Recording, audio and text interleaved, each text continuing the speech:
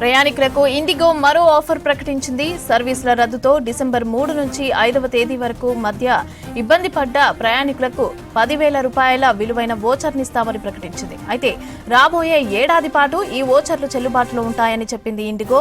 రద్దు చేయబడిన చాలా విమానాలకు రీఫండ్లు ఇప్పటికే చేశామని ఇండిగో సంస్థ తెలిపింది. మిగిలిన లావాదేవీలు త్వరలో జరుగుతాయని చెప్పింది. ట్రావెల్ ప్లాట్ఫామ్ల ద్వారా బుకింగ్ల కోసం రీఫండ్ చర్యలు ప్రారంభమయ్యాయని ఇండిగో తెలిపింది. ప్రయాణికులకు ఇండిగో మరో ఆఫర్ ప్రకటించింది. సర్వీసుల రద్దుతో డిసెంబర్ 3 నుంచి 5వ తేదీ మధ్య ఇబ్బంది పడ్డ ప్రయాణికులకు 10,000 రూపాయల విలువైన వోచర్నిస్తామని ప్రకటించింది. రాబోయే ఏడాది పాటు ఈ వోచర్లు చెల్లుబాటులో ఉంటాయని చెప్పింది ఇండిగో. రద్దు చేయబడిన చాలా విమానాలకు రీఫండ్లు ఇప్పటికే చేశామని ఇండిగో సంస్థ తెలిపింది. మిగిలిన లావాదేవీలు త్వరలో జరుగుతాయని చెప్పింది.